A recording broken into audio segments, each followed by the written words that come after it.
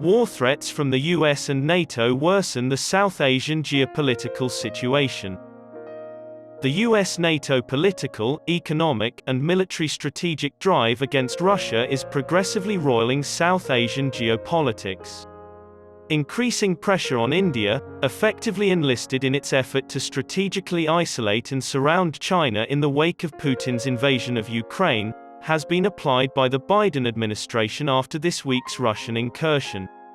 For India's bourgeoisie, the BJP's Narendra Modi-led administration and growing connections with Washington are crucial to attaining great power dreams.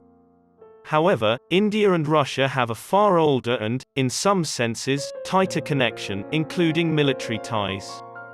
The Modi administration has attempted to maintain a delicate balancing act as tensions between the United States, its NATO allies, and Russia have escalated in recent months. Even as Washington's frustration grows, New Delhi has so far rejected US requests that it criticize Russia's activities, even on the UN Security Council, where India presently sits.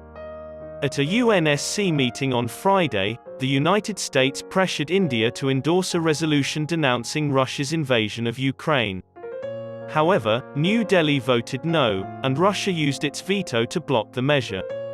Washington thinks that getting India to back down over Russia will make Russia even weaker economically, politically, and strategically.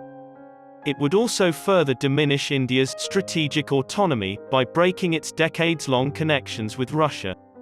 New Delhi is frantically seeking to avert a military battle between the United States and Russia as a result of the war tensions stoked by the United States and its NATO allies. US imperialists will be happy with nothing less than the total enslavement of Russia under its rule, regardless of India's wishes for a mutually acceptable settlement.